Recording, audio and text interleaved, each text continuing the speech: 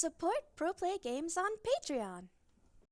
Hello Digimon Tamers, it's Yadam again, coming at you guys with another deck profile for the Digimon BT7 meta, and I'm going to be doing today Blue Hybrid, so let's get right into it.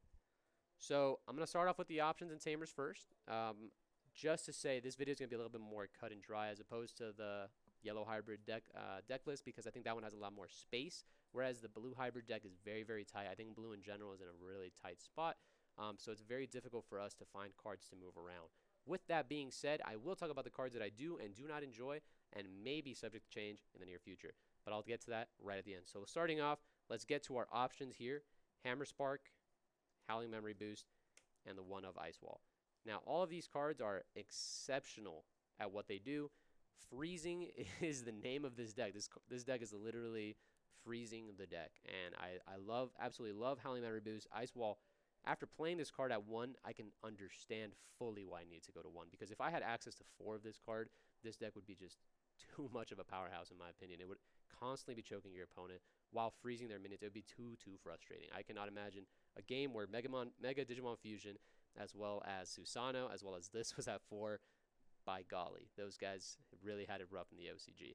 So with that being said, here's my option lineup, and then we'll move right into the Tamers, into who I think escaped the ban list, Tommy Himmy himself. This guy is insane. His on-play isn't too strong. You know, remove 3 sources, unless you have cards that really synergize with the removal of sources, like the Azulong rookies as well as Kyomon. It doesn't really do anything, as opposed to like maybe removing like an Angel Woman source from a Lord Knight, or it actually... I just said it doesn't really come out too relevant, but sometimes it really does. If my opponent's playing Analog, this card ripping its sources, make it so that Analog doesn't trigger. Very interesting card, but that's not what makes him super spicy. What makes him spicy is his Inheritable. His Inheritable almost feels too good to be true. As you go up the chain with him and inherit, the fact that your opponent cannot attack or block once they have no sources is exceptionally powerful and very difficult to deal with. If they have one Digimon on board and really don't have, like, they're starting to brick, this card makes sure that the game is done in a couple of turns, as your hybrids are freezing him, attacking him, restanding, freezing, attacking, and your opponent really doesn't have many turns as you start chipping at their life as fast as possible. Tommy is exceptionally strong, as well as Koji. Koji is, he doesn't have, again, the on-plays for these two cards aren't excellent, but the Inheritables are just so powerful that it had to be done this way. He gains you a memory on the Inheritable. He makes the card that you're using unblockable. Very, very strong. Kind of gets rid of, like, the fact that, like, your opponents were playing these Mechanoimons in the past. Now we're just freezing. You can't be blocked, and I'm pushing right through you. Like, these blockers that once plagued Blue's early game no longer do it, and it makes the deck very, very strong moving forward. Then we have our boy Davis Matoya. Our buddy here is our Memory Tamer. He is exceptional. He is in the same tier level as TK. I think TK is still good, but once the green cards come out in the future, this card is unbelievable. Very, very strong Tamer, as its on-play is always getting you to unbrick, as well as always putting you up to 3, setting you up to succeed. Super duper strong. I'm hoping to put him up to 3. I was testing him out at 2, but definitely I think he's going to have to be a 3 of. And then we're talking about a very underrated Tamer, Sora and Joe. These guys are crazy. So coupled, like I said, the TK and Kari in the yellow video, Sora and Joe almost always triggers as you're removing sources constantly, giving you the memory to play your extremely powerful turns. And being that they're Tamers, they can't be stopped by Gazimon. So the fact that, like, people are playing these memory chokers to expect you to go Howling Memory Boost, Hammer Spark, yeah, those cards are in the deck, but Sora and Joe is going to get me around them anyways. I'm going to delete your card, freeze it, bounce it, then I'm going to do what I need to do. Very, very strong. And coupled with Sora and Joe, we got Baby Sora and Joe, or Starter Deck Matt. So Starter Deck Matt, I was testing it out similar to how the other yellow hybrid deck, I was playing this, Starter Deck TK, and found great success with it. Although this card is very powerful, and over time it will pay for itself. The fact that sometimes you get choked by not having a Memory Tamer seems like I just need this to become another Davis and this to become another Koji. But other than that, I wanted to test him out. I think he's very, very powerful for what he does, and he's very, very cheap, very easy to choke your opponent. Definitely give him a shot if you haven't tested him out, but I think over testing, I'm preferring the Davis and Koji instead. And now off to the rookies. We have 4 of the new Strabimon, an insanely powerful Inheritable, coupled with a great consistency on play. Very strong card. Definitely needs to be played. At the end of the day, it has the hybrid tag, so that also has its merit. It has its value for future plays, for your warp plays. Super strong card. Wouldn't play less than 4, as well as with the OG Strabi. This guy's insane. He who was once the whiffing machine no longer whiffs. Oftentimes, giving you a +1 by adding a Tamer as well as a hybrid. Very much.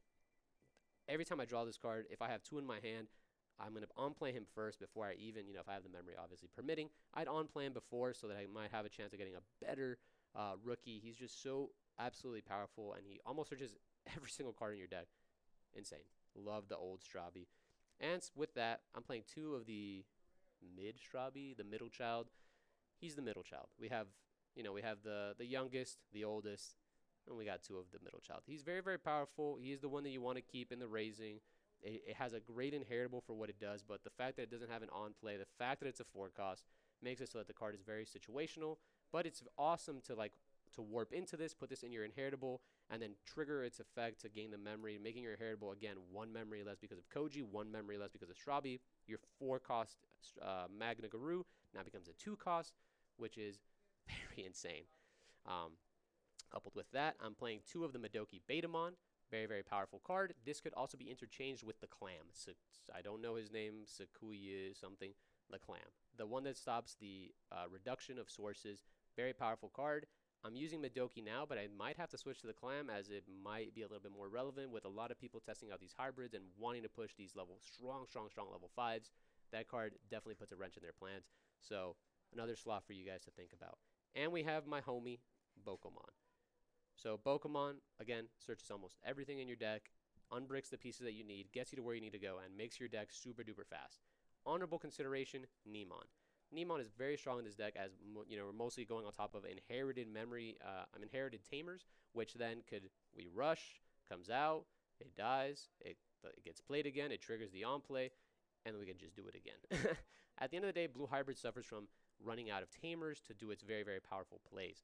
And the fact that Nemon allows that to not happen, it just needs to trigger once, and you would have enough sources to go for a full game.